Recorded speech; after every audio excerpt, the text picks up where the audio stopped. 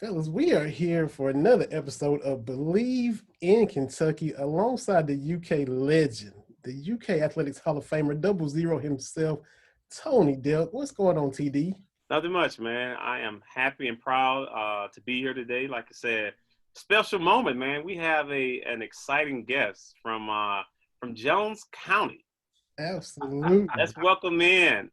Absolutely. Georgia's own because I'm in Georgia right now. John T. John T. Edge is Mr. here. Edge. I gotta Edge himself.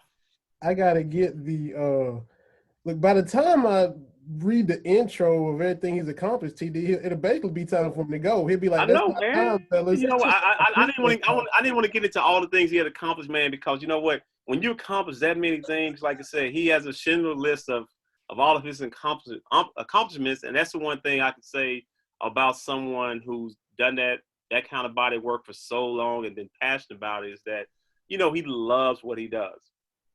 Absolutely. So I'll just maybe work them in as we go. But author, host of True South on the SEC Network, and that's what we're definitely going to talk a lot about that. Right. I'm a huge fan of the show, watching all the different cities and towns you go through.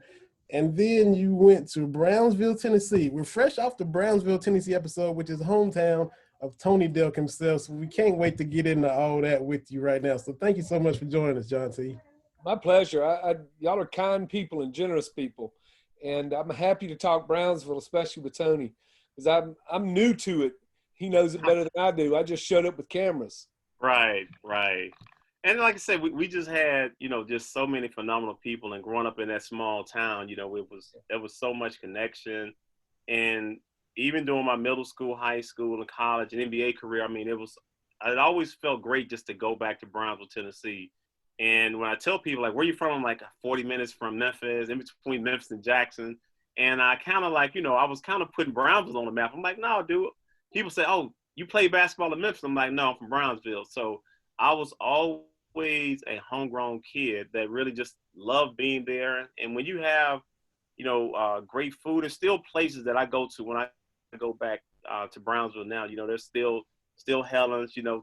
It's funny about Trip that, back probably in the early 80s, when my mom was buying catfish, like, I love catfish.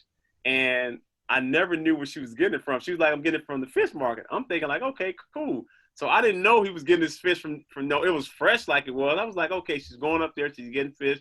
And we would cook it like we probably would have a fish fry every Saturday. And that's what made me fall in love with catfish.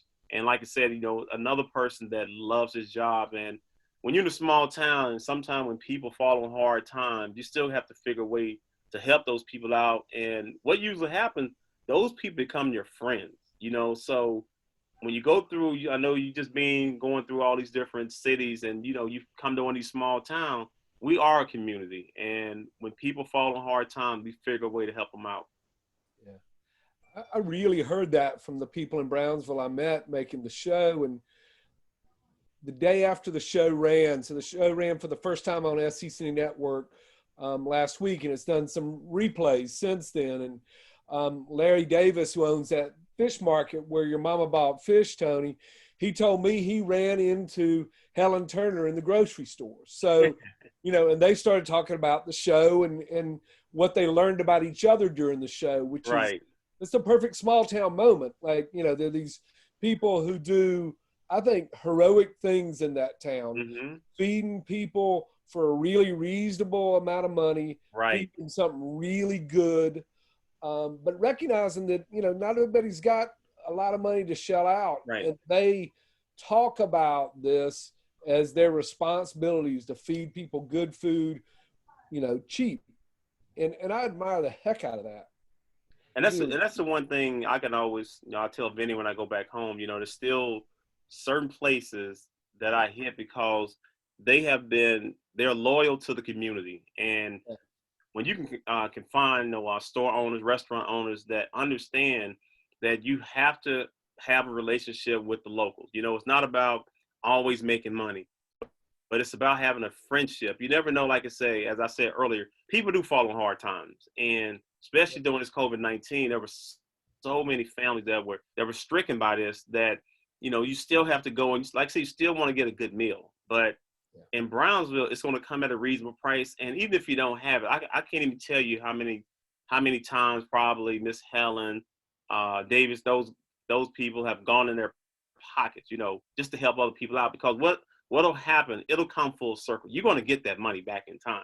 You know, when you do a good deed, I guarantee you, you know, it comes back. And that's the one thing I always loved about when I would always go home, is that it made me feel like, you know what, I'm safe in my hometown. I never felt like I had to go and do anything outside of ordinary or have an entourage of people. My friends that I grew up in elementary, middle school, and high school are still my friends today. You know, still people I can pick up the phone and call them. They can call me. Even during the height of my NBA career, they would tell you, Tony Delk is still the same person.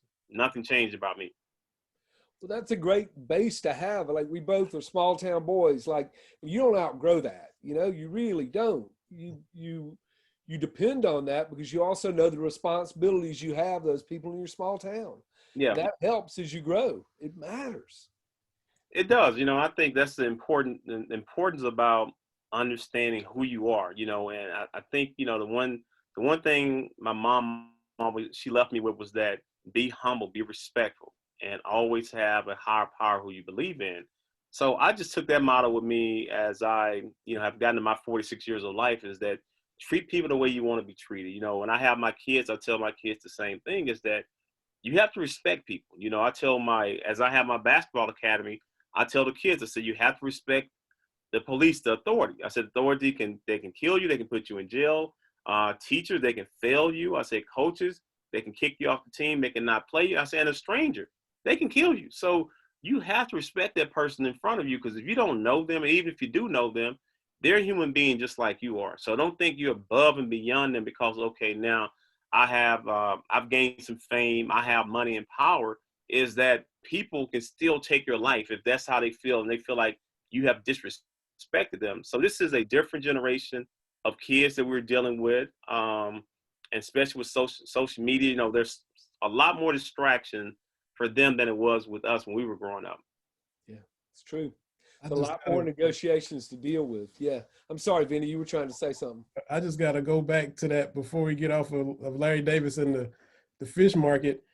You know, how you guys, he didn't even know what he's going to do from day to day, or how much fish he's going to have to sell, how much fish the fishermen were going to bring in. And even though he had to figure it out daily, he still refused to raise his prices. He said, my prices are going to be the same during this pandemic as they were. So everybody in town could know that they could come there without him jacking up the prices and making it hard for them. So he didn't even know where his next check was coming from, but he wasn't about to stick it to his customers. I thought that was really, really cool. It was amazing to me too. Like, going into that show, I knew Helen really well. I'd known Helen for over a decade, maybe close to 20 years.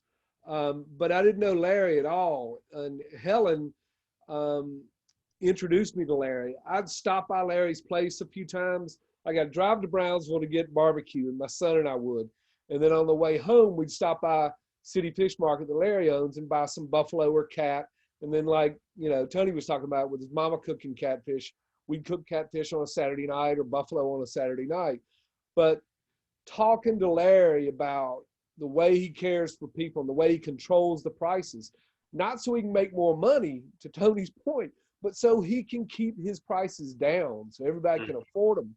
And the way he controls the supply chain. I'm like, that's sophisticated thinking. Like, listen, right, I don't want to have to deal with a meat packing plant in the Midwest that's going to get hit by COVID and the prices are going to skyrocket. I'm pulling everything out of Reelfoot Lake, you know, less than an hour drive away from me.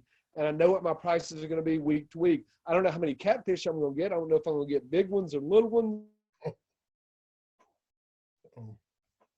Got John froze up a little bit. Everybody froze. I'm still here. I got you, V. I'm with you, brother. That Reelfoot Lake, man, I didn't know lakes in Tennessee was kind of marshy and swampy looking like that either. You know what? I kind of knew it, but it was you got your back, JT. There you go, man. But you know, but to your point, JT, he didn't price gouge during the pandemic, you know, and that's like I said, that's prideful, it's respectful, and you know those relationships probably even they grew stronger. You know what I'm saying? Because there were so many different businesses and opportunist people out there that took advantage of the pandemic. And when I heard that, I was like, man, that's Brownsville for you, though. Like nothing, I can tell you that's the one thing I do love about going back is just that how loyal those people have been for all those years. And what they do is they do a great job of supporting local owned businesses. And, you know, I know it was restaurants, but I was telling Denny what, you know, my first cousin, Delk's Body Shop, has probably been in business for, man, 30 plus years. And when you have the local support, your business have a chance to last over time, over decades.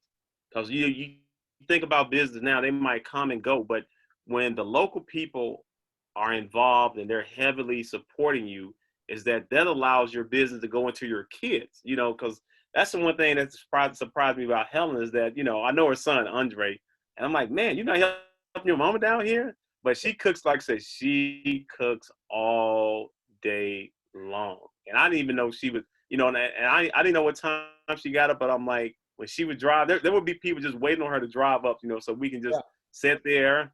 And you would have people outside the restaurant, you know, just really just having a casual conversation. I mean, it's just a town like that where, like I said earlier, I feel safe and you can just pretty much have conversation with anyone that comes up. That idea of a small town and owning a business in a small town, that's a really important role to play. And it, you know, because in a town like Brownsville, like the agricultural economy is fading and like, you got to figure out your own gig, like Helen and Larry and like your cousin, because the jobs that previously employed people aren't as prevalent now in Brownsville. Yeah. And even to your point, a couple factories have closed down. You know, I remember some bigger factories that, you know, a lot of people there, you know, like so you graduated high school, you had a chance to get a good job, you know, in Brownsville. And that left probably 15, 20 years ago. So when we have our high school graduates, you know, I feel bad because I'm like, gosh, there are no job opportunities here. So you have to leave Brownsville. And my mindset, even as I was coming up, I always wanted to live other places. Like I knew I wasn't going to be in Brownsville my whole life. Now, not to say I wouldn't in 20 years maybe go back because it still is home. My mom and dad are buried there, my sister. So it's always going to be a place in my heart for Brownsville. No matter what city I played in, where I'm living now, Brownsville will always be home. How did you become familiar with Brownsville, John T? Because like I said, like I was telling you before we started recording, I've driven through there once and me and my wife were driving to Dallas, but we stopped in Memphis. I saw the sign on the interstate, Brownsville, and I was like, oh, that's where Tony Delk's from. And then we were driving on through. So did you just go for the barbecue? What made you stop there the very first time? That's enough. I mean, it's that good of a barbecue. I mean, that's the thing about it. And also for, you know, so I live an hour and 45 minutes south of Brownsville in Oxford, Mississippi. And that whole belt up there, like Brownsville and Lexington and those kinds of towns, there's good barbecue and has been good barbecue along that Highway 100 corridor for a long time. So like for me, it was going there the first time on a road trip, loving the barbecue, realizing there was a woman, you know, as the pit master, which was interesting and different. Yes. Then getting to know Helen, and she's sassy and funny and cackles when she laughs. She's real. And she's tough too. Like, you know, she is. That work is grueling. And so all those things that became like this place that I wanted to go back to, and became the place now that our son, who's 19 now, you know, we showed pictures of him in the show, but he took his friends up there. So 3 college-age kids, they all went up to Helen's last weekend, drove up from here, went to get barbecue sandwiches, turned around and came back. You know, Yeah. I think they're smart. Well, no, you know what? It's so funny you say that too, because you know, as I was stating, like every time I came back from college, that was like my first stop. So it was there. Then I would go to Q Mart. I would get some fried chicken, and then I had another spot I would stop by. You know, so I had my three little spots that when I came home that I would stop. I was faithfully stopping there. But you know, every time I stopped by Miss Helen, you know, we would just actually sit down and I would talk to her because she was always wanted to know like how was school going, and you know she cared. You know, and that's one of the things about a small town, a community that's tight knit, is they really care about the kids. You know, especially with me not getting into trouble. And the one thing I just did, I love basketball. You know, I played it all over Brownsville. You know, and I tell people, I say, you know, we grew up poor. You know, we didn't have a car, so a lot of the places I played, I either rode my bike, I had to get a ride with someone, or I walked.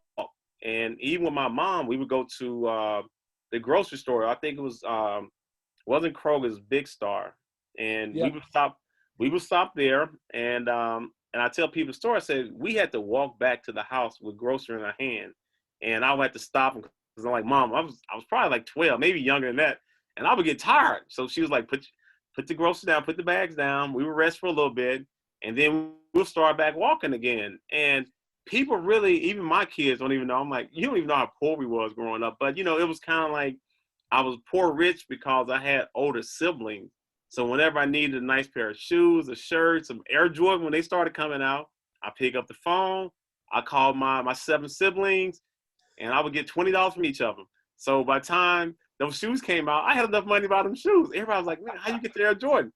Because I called my brother and sister. They were adults. They had jobs, and they would just look out for me like that. So it's a little town that every time I go back, you know, I'm always happy to be there. It's a lot different now because, you know, my mom and dad are deceased, but, you know, it was always a point in my life that after NBA season was done, I was so forward looking to going back home, you know, going to the restaurant, seeing my family, seeing my friends. But, you know, it was always great to come home knowing that my mom was going to be there, you know, and I was like, man, so when I go back now, it's bittersweet, but once again, it's still going to be home because I still have 2 siblings and 2 sisters that still live there. And then, like I said, so many friends, you know, we still stay in contact. So during your episode, you know, we always texting each other. It's like, man, everybody's on the phone, like, oh yeah, you remember this, you remember this. So we just going through the episode, but it was so cool that it was about Brownsville and all of us still had a connection. And it's so funny, you know, as I talk about social media,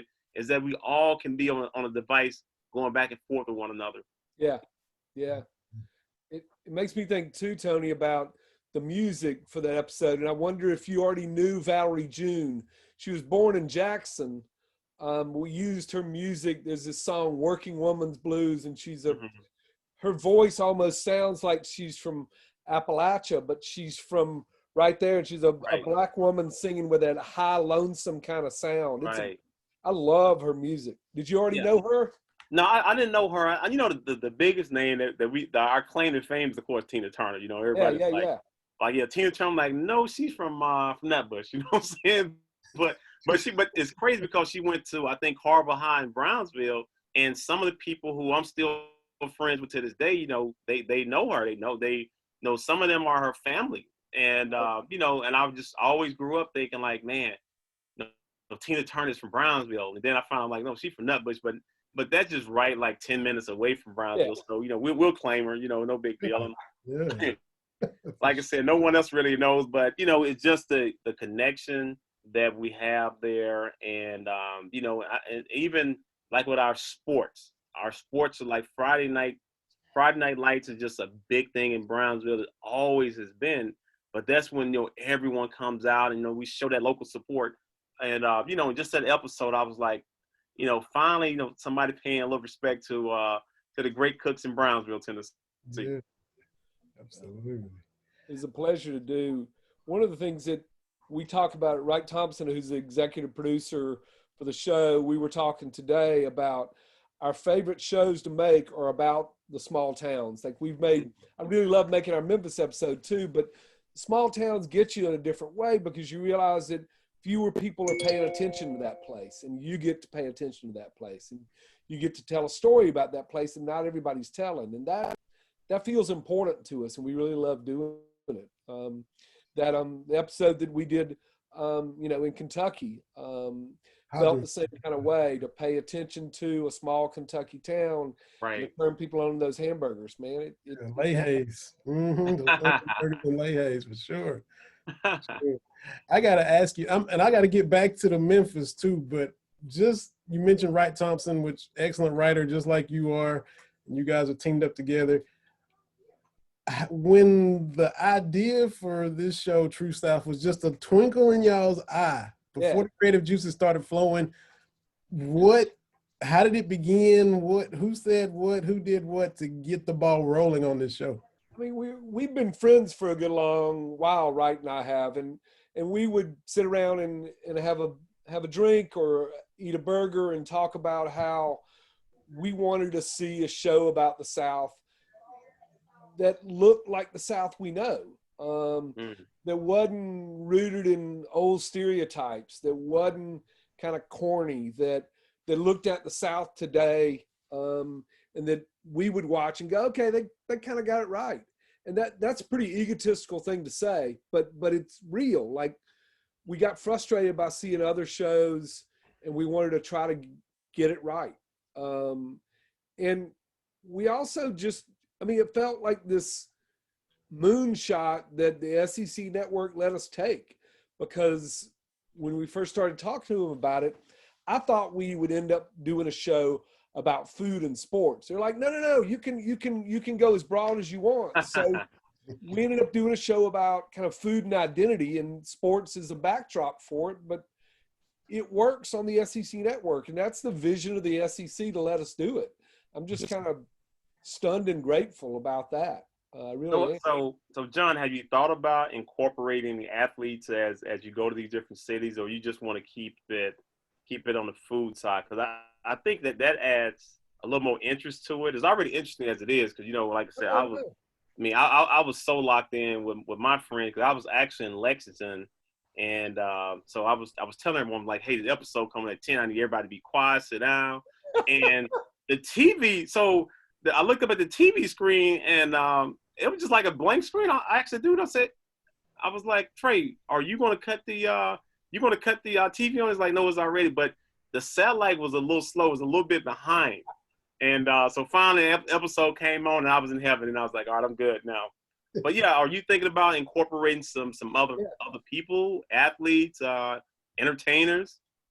Yeah, it's varied with each show, but like our second episode was Athens, Georgia, and there was James Brown on the sidelines back when he would play on the sidelines and sing Dooley's Junkyard Dogs, and you can see James Brown with his pompadour going up and down the sidelines. I think we showed Herschel's debut moment jumping over the guy at Tennessee in that show too. So it's varied show to show. We try not to have a formula. So I think we'll end up with more sports figures in the show as it goes. It's good to have the latitude, but just like sports, food's this kind of belief system in the South. Right. They've got that in common. It's the thing we connect over, like your team, your food. It's a part of your identity. And also, I think when you have athletes or entertainers, especially when they come back to these small towns, you have to wonder, like, where do they eat at? And that's the one thing where, I had my 3 or 4 places, but my mom was an unbelievable cook, and my sisters, it's funny you said Miss Helen's a grill master. Like, my sisters had gotten so good at barbecue that I would just come home and they would just grill for me. So, but a lot of that was learned from my mom, who also was, she was on that grill, and I started taking some lessons from my sisters, because she would get up every holiday and she would start grilling around 4:30 in the morning. And I remember I was down in Memphis. I had just left. I was actually just coming back from gambling. I was in Mississippi. And it was an early morning, so I dropped my friends off at the house, and I got there. It's probably like 4:30 or 5, and my sister was already bringing out the charcoal. And I'm like, so this is how you get started? You start this early in the morning? I didn't even know what time she got started, but I knew by noon everybody was eating barbecue. But and so she had a little method that she went by. And then even as I started watching her, because one morning I decided to stay out there. I just started watching her and helping her, seeing how she prepared the meat, and just how long she kept the meat on. She was like, you can't constantly keep turning the meat. You got to go away. But it's hard when you first start to watch your food and not want to flip the meat over. So as I was cooking the first time I grilled, I had the little small red grill, the one you go buy at Walmart. Yeah. And I poured a whole bag of charcoal. I'm like, man, I'm gonna cook this meat. When I tell you I had a fire about 4 feet high, I was on my way to the house to go get I had to go get some water. I'm like, man, I'm about to set the apartment. Actually, I was at a town. I'm about to set the whole complex on fire. And finally, I got that fire down. And so it's kind of like the first time you start. You have to keep. It's like shooting a free throw. Repetition. The more you do it, the better you got at it. So I eventually upgraded to a better grill, and then I became patient. Like when I put the meat on, make sure that it wasn't too hot, and then I kind of walked away. So that's the one thing. The patient part was kind of difficult in the beginning. I gotta say, you mentioned how, you just wanted to portray the South correctly when you went to these places. So I'm from Harlan County, Kentucky. So everybody watches everything critically. I know Tony watched this Brownsville episode with a critical eye. When Justified came out, I'm watching it, and they mentioned in towns and communities from home, but then I'm like, look, there's not that much shooting and killing that goes on in Harlan County, Kentucky. I'm like, they do not have that right at all. We're not just it's not the Wild West. We're not just blasting each other. It's just, so that wasn't right. And then I just got to where I can't even watch it, man. That's not how it is. So you made sure you portrayed the cities and towns properly and not stereotypical, and you didn't get all kind of crazy with it. We tried. We get a lot of things wrong too. I'm sure Tony could say, well, that's not the way I see Brownsville, or right, you missed this thing, or you missed that thing. And I think we miss a lot, but I do think, to your point, Vinny, like, we're trying to sidestep those stereotypes. We're trying to see beyond, and we're trying to be open ourselves, because, I grew up in Georgia. I now live in Oxford. Wright grew up in Clarksdale and now lives in Oxford. We both have traveled the South a lot, but we don't know everything. And when we go to a town, we try to listen to the people in the town and come without preconceived notions, and just listen. And a story should evolve that way. And that's not too much to ask of us. Like, that's it's exactly what we're supposed to do, is to listen. And I kind of wish. Go ahead, Ben. Go, V. You got it. I just had a couple more real. How did you go about picking the cities and towns you were going to go to, and then how did you decide what people you were going to visit once you decided what cities and towns you were going to go to? It's basically right now argue.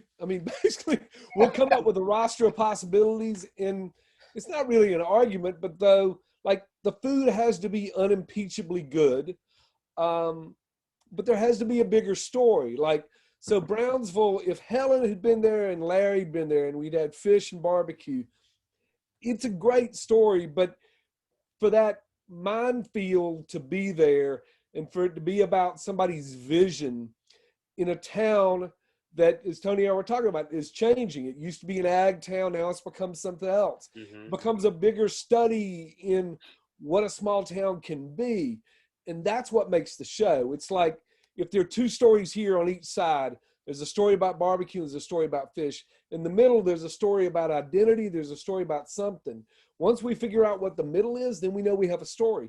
And it's just, it's sitting around talking. That's the fun part. It's the part I value so much, because we're looking for good food, we're looking for good people.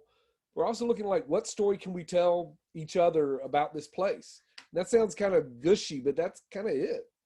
So when both of you are like sitting there brainstorming, is that, he might pick a city in, let's say, a small town in Tennessee. You might pick a small town in South Carolina. So do y'all have a coin flip on where y'all going to go? Or y'all just say, hey, man, I'll go your place, you go mine? How do y'all figure this out? everything's consensus. Like we both got to agree, you know, Okay. and then we'll take a scout trip. So I'll come up with a roster of like, here's 6 places, and we'll go visit them. And we bring the director along too, Tim Horgan, and we go scout them ourselves. And I'll tell them, here's what you can expect. This is the places we're going. And, you know, they'll have input too and say, you know, I don't see visually how this is going to work, or I don't understand how this story will translate on TV. Mm-hmm. And so we kind of workshop it on the road as we travel. I think what also helps is it's so authentic. You know, when you can get something that's authentic, it's not scripted, people can really relate to it. You know what I'm saying? Because it's real life. When you, it's not like you watched the movie. Like you went into someone's life. Like that's what they do. It's part of like my, you know, it's like your upbringing almost. When you see something that they're passionate about, it's like, it's not like we're writing a movie here. Like, you know, it's a real life event for them because they've been living it. And even the people that come in, it's their life too. Because if you've gone to the fish market, you're going to Helen's, I'm sure you're going like probably hundreds of times. And even if you were to walk in and see a team of producers and cameras, is that, you know, you don't even think about it. This is routine to me. So I like the authenticity of it that makes it real, and it's easy for people who've seen it with their eyes. We can relate to that, especially in the small town. I think you bring light to small town for people who live in the city. Yeah. I appreciate that. There's a responsibility. I mean, I kind of used that word a minute ago, but like somebody like Larry Davis, like I don't think he'd been on television in that way before. And we had a real responsibility to him to help him feel comfortable, to tell his story in the best way possible, to help people understand how important the way he cares for people is. And that took him trusting us too. And that's a lot to give to a goofy kid like me, you know, comes busting in your place saying, I want to tell a story about you. Right. It takes a lot of trust on his part. It does. I know we can't keep it much longer, John, but I'm going to squeeze a couple more in, John T. Sure. I text Tony after the episode that played about Brownsville, and I told him that, you know, you did an episode about Memphis, and I said you was riding around with 8 Ball and MJG, and you went to Orange Mountain. So just what was that like, going to the hood in Memphis? Going to the mound, as they call it. Yeah. I'm just happy you're here to tell the story, man, to be honest with you. Most people don't know, but we're going to get into that, though. They were a great lesson in this, too, because they have great pride in Orange Mound. Yes. And wanted people to see their Orange Mound, you know, that's not obscured by all the myths of Orange Mound, not, you know, a story not about violence, a story not about crime, a story about Orange Mound, the people who live there, the people who eat there, the people who cook there, the places they grew up, you know, and it was like watching them being little kids driving this big old Escalade, Right. you know, revisiting the place from which they came, you know, and the way they talked about it sounds a lot about the way you talk about Brownsville, like the place that made us, the place we grew up. We've got, you know, it's still in our head and our heart, no matter how old we grow up to be, you know?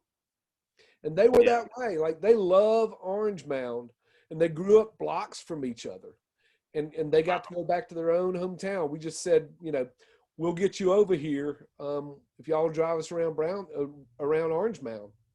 And like I said, it was, and it's so funny, like, you know, they were one of my favorite groups growing up because, you know, I really try to represent, you know, the state I come from when those artists come out. But, you know, just, you know, I remember my cousin lived in Orange Mound and, you know, just stopping in and, you know, you hear all these stories, you know, I remember growing up, my mom was like, she didn't want me to go to Memphis. She was like, you can go anywhere, but you can't go to Memphis. And I was like, okay then. But, you know, as a kid, when someone tells you can't do something, you want to go see what it's about. You know what I'm saying? So I was like, I got to go see what Memphis is about for myself. And, you know, I had a great time. Every time I've been in Memphis, I've had a great time. And I tell people, I say, you know, safety is where you go and who you're with.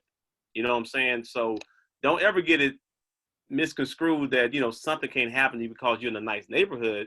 I said, you got to know where you're at and who you're with. So I always felt safe when I'm with the right people because, I'm not from the area, but they still embrace me because of who I'm with. And that episode was just fun because I've listened to so many songs of those guys, and kind of like they poured everything into a song and everything into an album. And when they go back, they just represent Memphis. When you say, 666 Mafia, you say all these different groups from Memphis, is that we'd be like, okay, all these guys come from a tough area, but they were able to get out of it. But still, we all like to go back to hometown. You think about 8 Ball, I think about is those dudes represent Memphis, man. They represent Memphis to the fullest, and even from the Penny Hardaways, it doesn't matter who come from Memphis, it's still gonna be home because everyone had a struggle.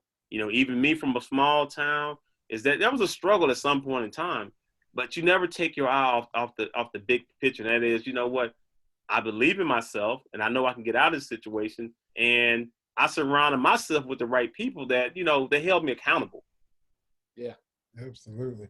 Tony, man, I gotta just brag on John T a little bit, read a little bit of his resume before we let him go. No, you don't. Yes, you did, man. Let's get to it, man. Get this man his flowers right now. He wrote a book called The Pot Liquor Papers, A Food History of the Modern South in 2017. Questlove in 2018 listed that as one of his top 10 favorite books to read. He recently referenced the book again in an interview in Rolling Stone about how, soul food, I love it, but it's killing me, so I got to stop eating it, and I'm losing all this weight. And he referenced John T's work again.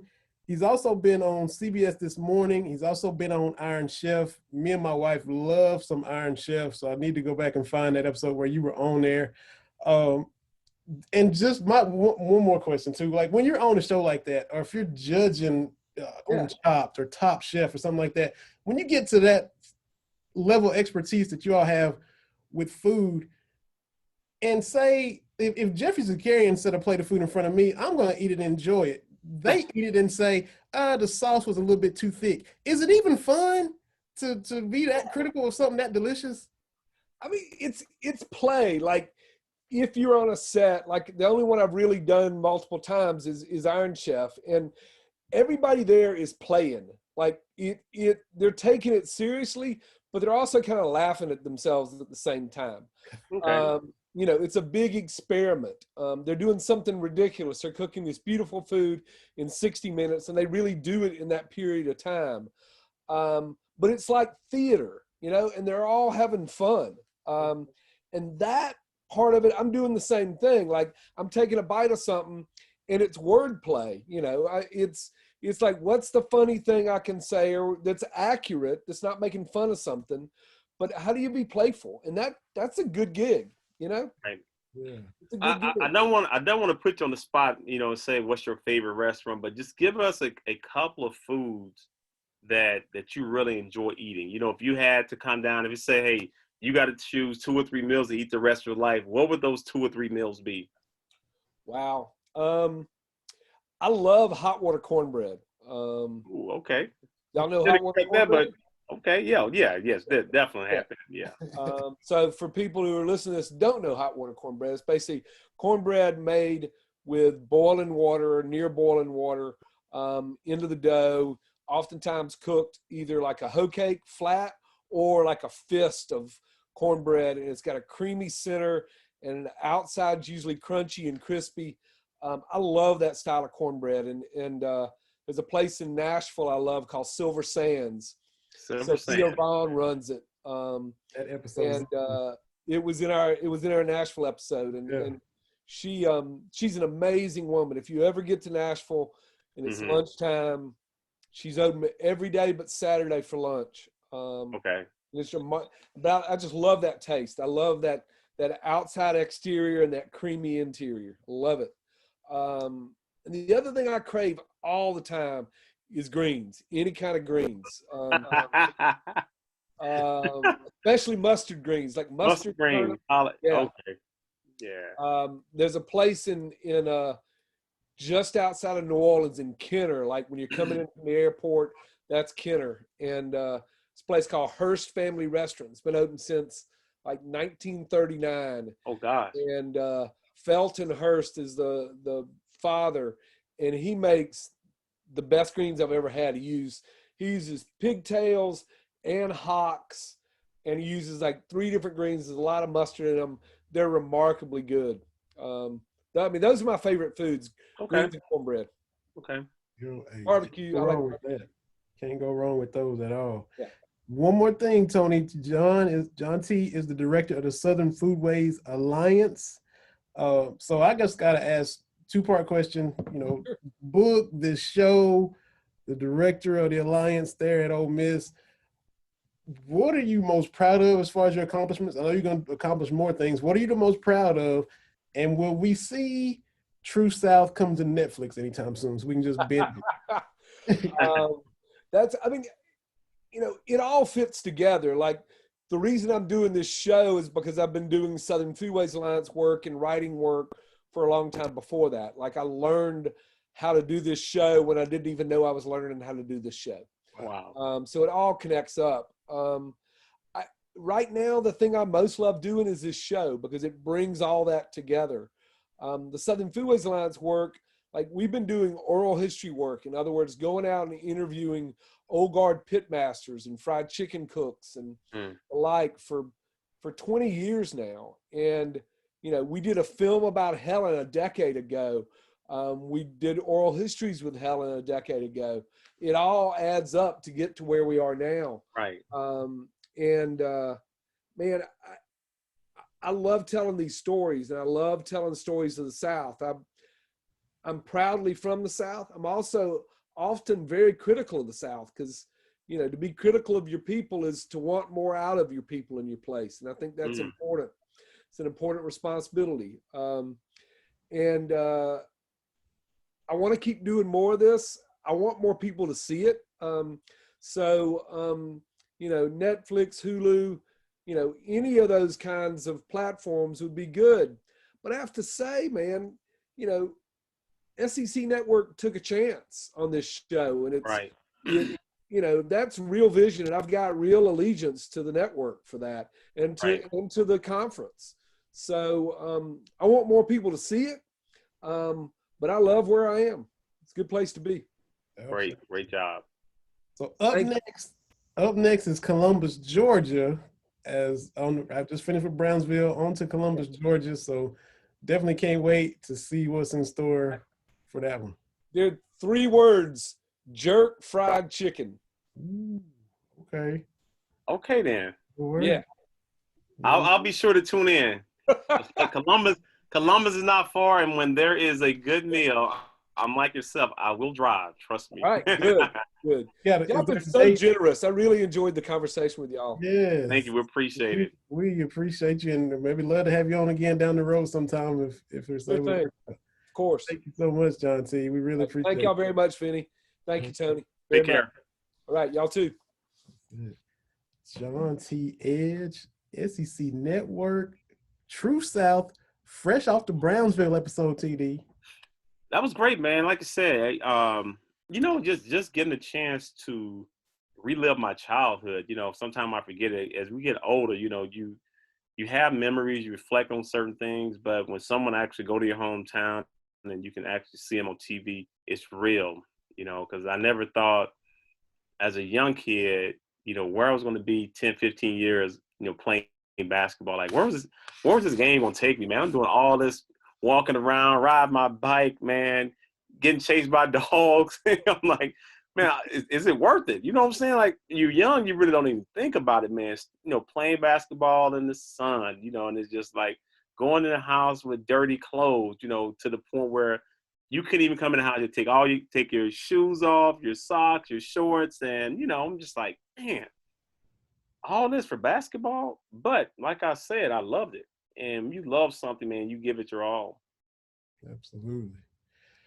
So we had to pivot for a little bit. You know, we of course, we're going to be here all season. Our Cats are struggling. They're 1-4. But we had to pivot and hit with John T first because, you know, we had to do that. But 1-4, man, as the worst halftime deficit Saturday against Notre Dame, down 22, the biggest halftime deficit in the history of Rupp Arena.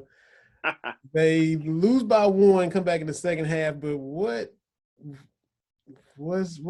going on? You know what? I still think it's a chemistry issue, and then it's just trying to figure out who's going to make the game easy for someone else. You know what I'm saying? I think it's a, you know, and I don't want to blame AAU for everything that goes wrong with 18-year-old kids to come in, because the first thing we point to, oh man, AAU, they play all these games, AAU, but you still got to learn how to play basketball the right way. And, you know, when you have so many talented players who've never really played together and who've always been, you know, the go-to guy, the guy that can take any shot, you know, and be in position where they can help a team win. Now they're just really trying to find each other, man. They don't really know each other. You know, to me, it's like a really good high school team going against college players right now. And when you have assistant coaches, their job is to go out and scout players and take their strength away from them.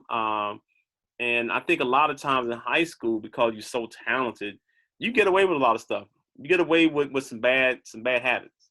And until you make that adjustment, is you're going to struggle for a while. You know, I in previous episode, my first year was a struggle, man. I was like, gosh, you know, when I just annihilated high school players and I got to college, I was like, man, it's hard to get 5 points. You know what I'm saying? I'm like, man, I average 38 points a game. I'm like, dude, I'm going to make this transition. I'm going to be averaging. But once again, you know, it becomes a thinking man game. Now it's about IQ. Everybody is talented, athletic, and can you outthink that person that's in front of you? Can you outthink the coaching staff that's been watching hours of game footage on you? You know, and they're giving that opponent an edge. They're giving their players an edge on how to guard your team, how to guard you as an individual. And then that's when, like I said, you know, you got to be able to make adjustments. And like I said, make plays for other people. But when you don't know, when they cut your strength off, what to do, you see struggle. Now that leads me to, you know, Cal is, you know, his press conference, his call-in show this year, last year, year before, you know, we got to fight. We got to fight. We got to fight. You kind of harping on that fight. Was that something that was harped on when you were on the staff with Harrelson and them, or is it just the thing that's more recent? Do kids now these past few years not know how to fight or be tough, or? I think it's vice versa, man. When you play so many games, is that, you know, if you lose an AAU game, you got another game coming. You know, like I said, it's a mandatory 3 to 5 games you're gonna get. So you lose one game, and before you know it,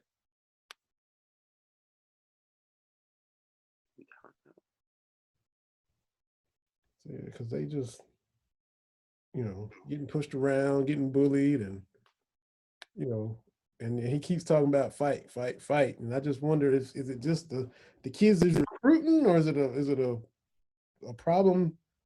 Just, you know, not trying to bash these kids now, but I don't know. I don't think you bash these kids, because like at the end of the day, you know, even though kids might reclassify, I just think not having a preseason makes a huge difference, man. When you have months to really work with someone, you come in, you know, you also not only practicing, you get a chance to play pickup basketball. And when I was there, even as a coach and even as a player, you know, former players would come back, you know, so then you get a chance to play against those pros, and those guys are getting you ready for collegiate basketball. And then you can kind of figure out, okay, man, what I need to work on. And then, like, you know, I remember Rex and Kenny Skywalker, those guys were telling me, because I was curious about the NBA. Oh, man, you got to work on this right here. Oh, okay, so during the season, I'm going to work on this.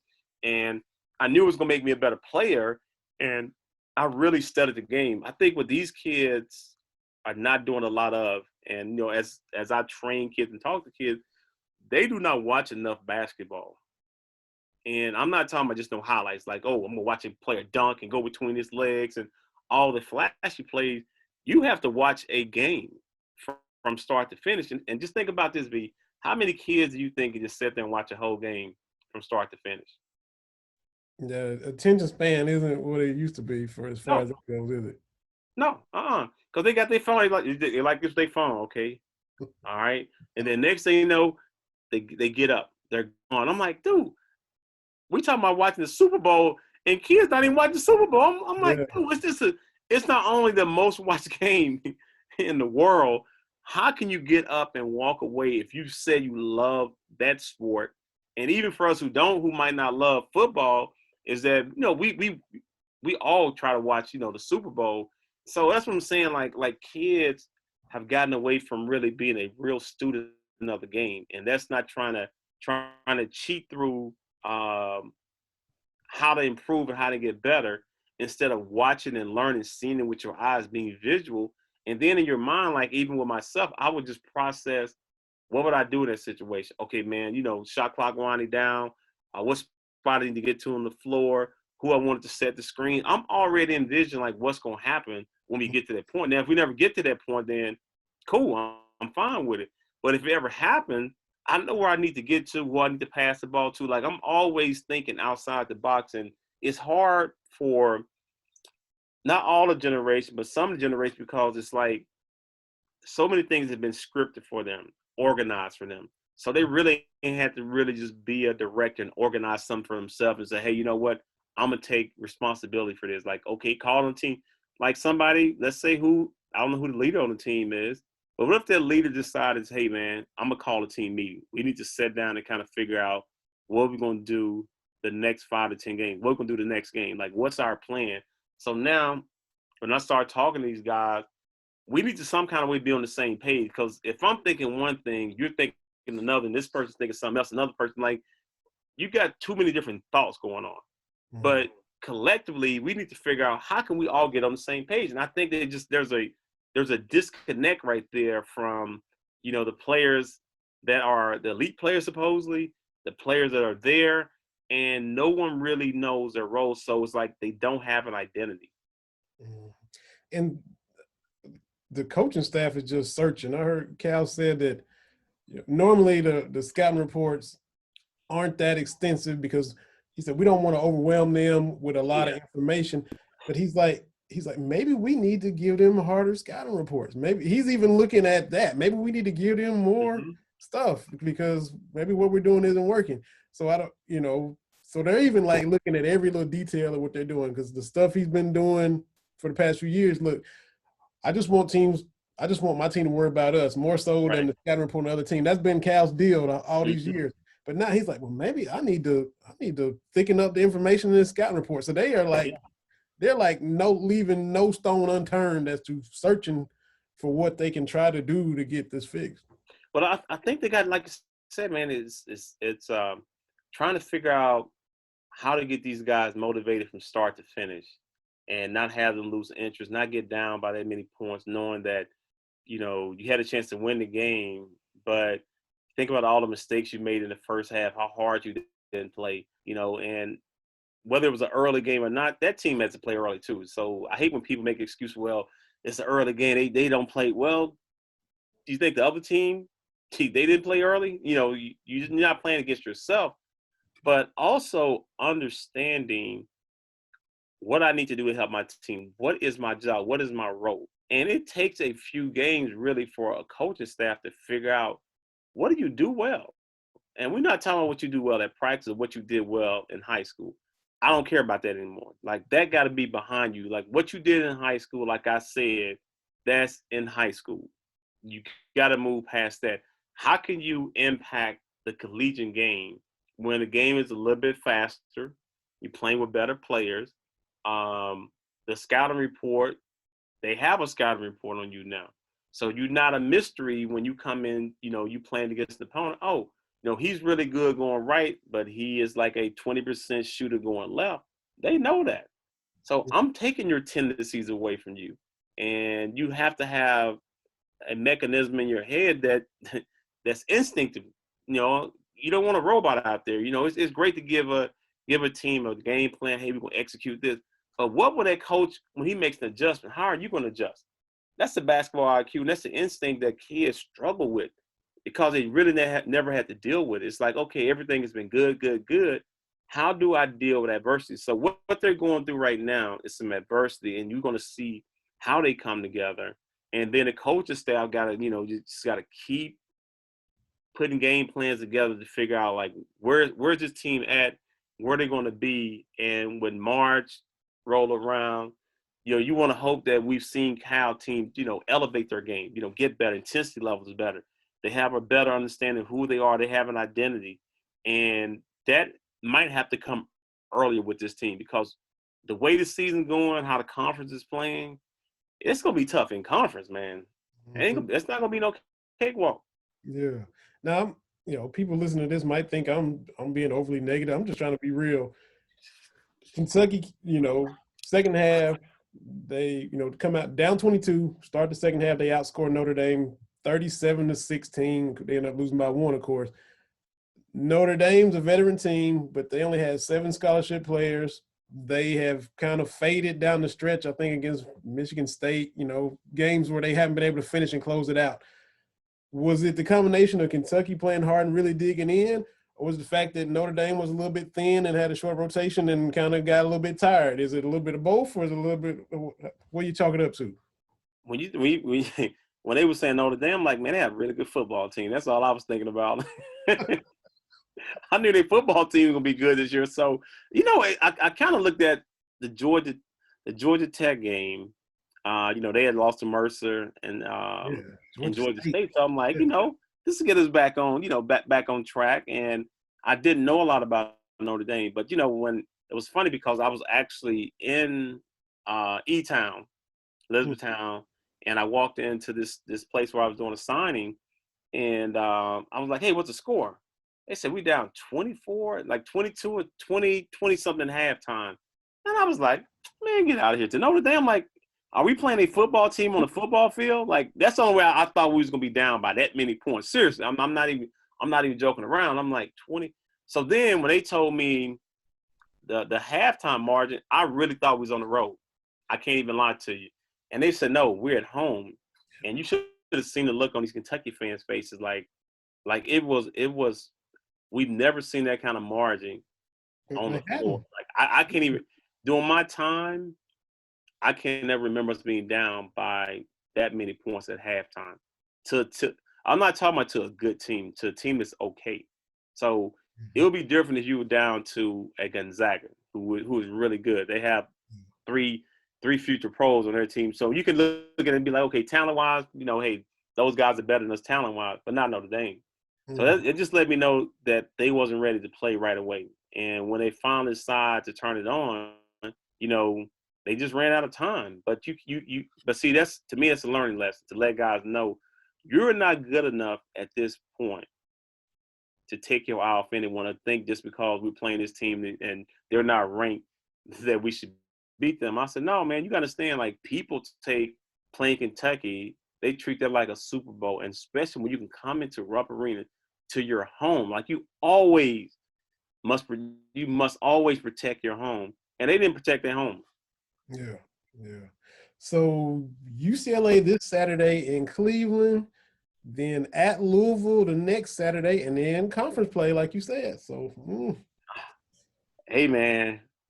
Hey, we used to have this right around Christmas time. I don't know if they're still going to do it, but we used to have dedication week, and during those 5 to 7 days, we would definitely get better in that time. And Cal would normally not schedule games, especially when you have a young team like this, and you're off to such a bad start. You probably need, when school is out, about 5 to 7 days where it's just practice, chemistry, going out, eating together, building that for the 2021 season, and knowing that you still have, a couple tough non-conference games.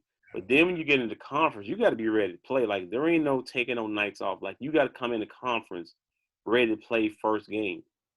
And I think, I don't know how you send the message because, once again, we're dealing with a young team. And this is probably one of his youngest teams. And no experience returning. I mean, it's hard for, one player to lead another player when, everybody's coming in at the same. So there is no leader.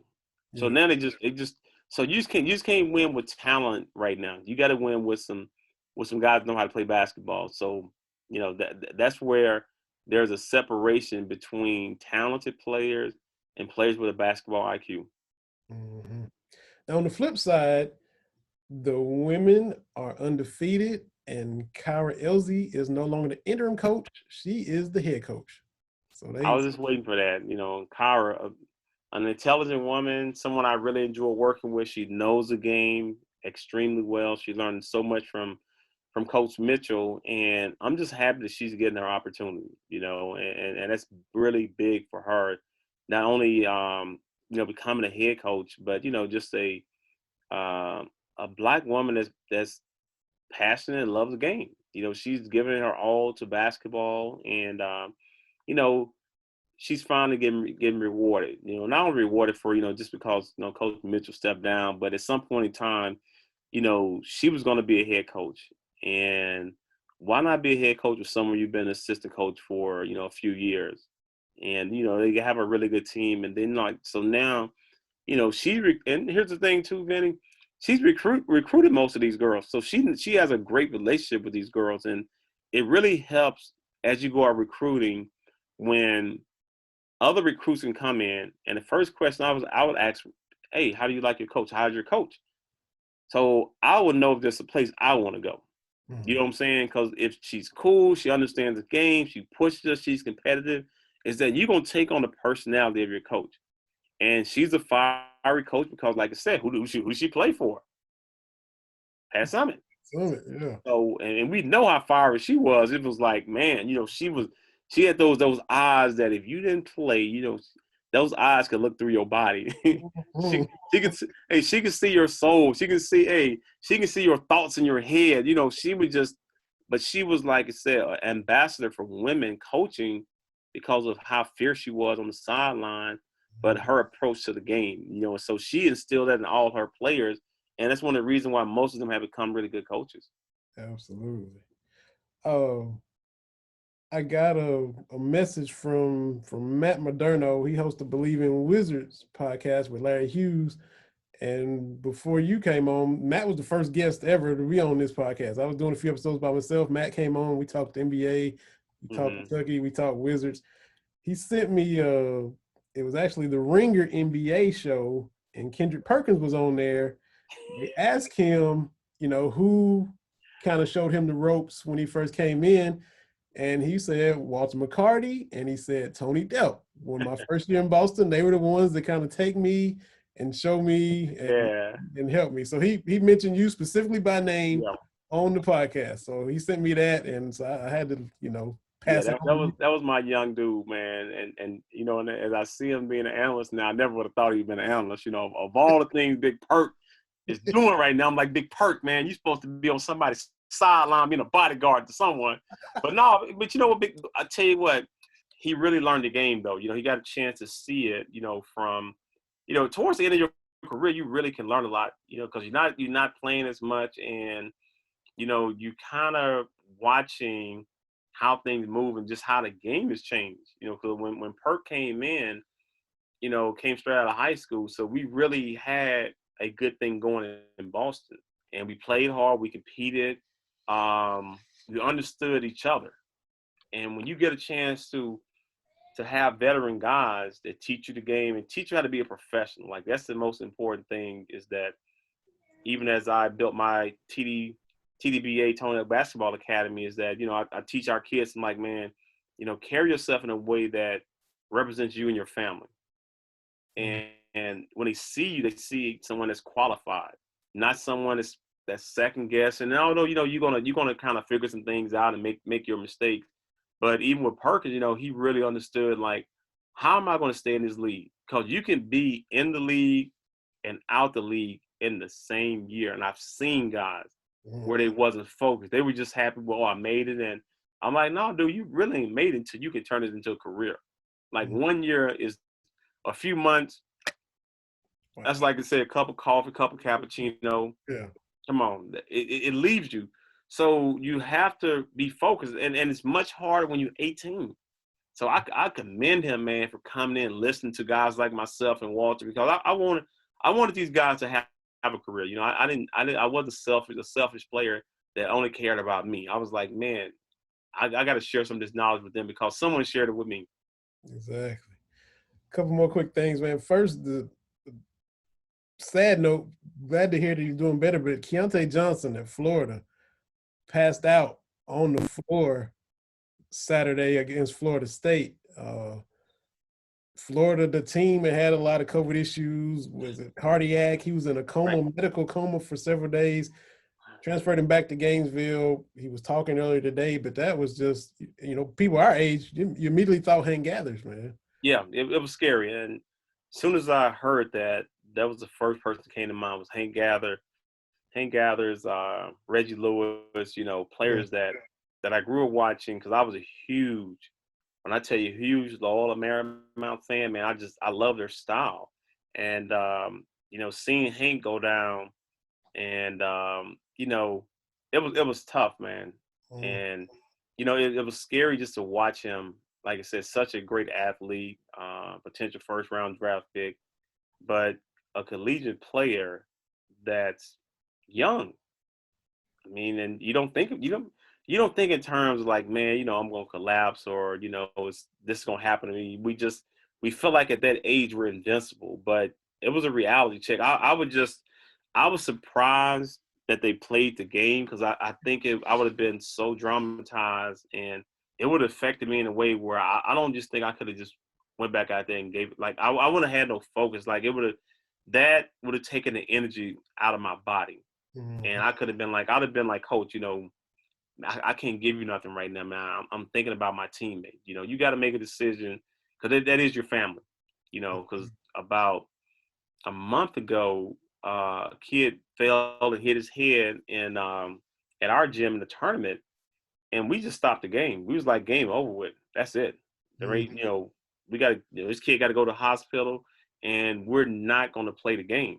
So there ain't no question. Then we just made sure all the players left the building. So only people in the building were the directors, and when the ambulance got there, so I just thought it was tough to put your players in that situation. And probably if he were to do it all over again, they probably wouldn't have finished that game off because at the end of the day, it's not about that game. Not at all. So definitely hope he is able to continue to recover. And this is still something you got to watch long term. Absolutely. Because we don't know yet. Because this is the other phase of it. If you have it and recover, well, what's still happening with this cardiovascular stuff that could be a problem, So yeah. And I think a lot of athletes who have gotten it, they probably got to go through a protocol of maybe getting physicals, more often than not, because if that could happen to him, and we look at him, he's a specimen, man. I mean, solid across the board, great size, big time athlete. And if it could happen to him, like no one is invincible to having the COVID and then trying to recover from it. Because even if when Cam Newton never was the same, even watching Lamar Jackson on Monday night, I was like, there was spurts of like he's still fast. Don't get me wrong, they still couldn't catch him. I mean, he still was leading them in the dust, but he was catching cramps, and it does throw your rhythm off because your body has gone through something that you hadn't experienced probably your whole life. Because even with Lamar Jackson, he was saying in those 10 days, he said, I just slept a lot. He said I was just tired the whole time. So you can't imagine at the height of your profession, man, you just all of a sudden I'm just tired. I don't know what's going on. My body's not reacting the same. And then you got to come back. And in your mind as an athlete, I have to get back left off. So just imagine how much energy you are exerting in your mind and your body trying to get back to that point. So then you overexerting yourself. So there aren't any studies. We don't know. So that's what I'm saying, that it makes it difficult for me when I think about them is that, man, you know what? What about all the other kids that might have been affected? How are they feeling about this? And last thing, man, I just got to backtrack, because this was so good. We didn't get to squeeze it in last week, but Bam Adebayo getting his mom a house. And then when you walk in the door, they got a picture frame up of the single wide trailer they used to live in North Carolina before he came to UK. So to see how happy he was to be able to do that for his mom, raise him by herself, walk to work multiple jobs and work so hard, just, and to, you know, for them to make it, and just a proud moment for him and for them for sure. But like I said, it's a great story for someone who loves the game like Bam, and just his work ethic that he put into it. You know, he wasn't just only doing this for himself. He was doing it for his mom. And when you carry that burden, it makes you work that much harder, because now you're not just, it's not my struggle, it's our struggle. Mm-hmm. And that's what moms do, man, when they're single parents, that they make ends meet. You know, we can probably go down the line of so many single parents, or, you know, so many guys, entertainment, sports figures that came from, you know, that one parent, a single parent, and they made it.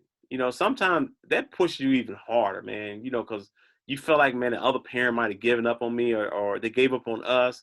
And so now when you step out there, you pissed, man. Like it's a whole nother kind of anger that you have. Especially when you love your mom the way he loved his mom, man. It's like, man, you know what? I got you, mom. And that's the kind of guy he was. I remember seeing him like maybe 2 or 3 years ago at the Derby, Kentucky Derby, and you know, just seeing how much, you know, how he felt, man, and just how humble he was. You know, just a big old dude that loved basketball, and when you can put yourself in position to take care of your mom, it speaks volume for just, you know, what she did as a single parent, and how well she taught him, and him just staying humble, man, and being rewarded at the end. Yeah. So congratulations to him, and proud of him to be able to do that, and for grinding the way he has, like Yes, you sir. said, to show his dad that, look, well, you don't need us, we don't need you. I got your mom. I Look got what I us. did for her. No So, doubt. man, No doubt. we got a bunch in today. Thanks to the legend John T. Edge John for T. coming on. Edge, man. I know from here, from Georgia, man. You know, just down in Oxford, Mississippi, coming up with some great ideas. You know, taking his frame of mind to SEC Network, and them seeing his vision, man, and making it grow. You know, I think that's when I tell kids, you know, don't let anyone, you know, close the door on your dream. You have to believe in yourself. And even as you become, you know, in your 40s or 50s, don't mean you still can't be successful. You know, and that's one thing that just watching what John T does with him and Wright is that, you know, they collaborate, they think about it, and they go to these small towns and they give people hope. You know, they let people know, like, small town America, you know, they get it done as well. You know, it's not going to be glamorous. It's not going to be the fame and all the lights that comes with it. But what they know is, you see the love, you see the dedication, and you see people who enjoy a small town. Mm-hmm. I can't wait to, which everybody in Brownsville already watched the show, you and everybody you know, and I can't wait till everybody listens to us talking about the show from Brownsville. And of course, everybody, don't forget Lots of Rain, our buddies Dave and Ben doing that. Definitely go to Lots of Rain as they continue to sponsor the podcast. And it's always up on the Sea of Blue. And of course, Bleav.com, Bleav Podcast Network, bringing all this to you. So appreciate all that, and just keep checking out the episodes. Get yourself a watch, listen to this episode, and we'll still be here. If the Cats turn around, Cats struggle, we'll be here talking about it every week. We will. All right, people, enjoy. Happy holidays. And if you don't hear from us, Merry Christmas. Absolutely. Subscribe, rate, review. We'll see y'all next time on Bleav in Kentucky. Deuces.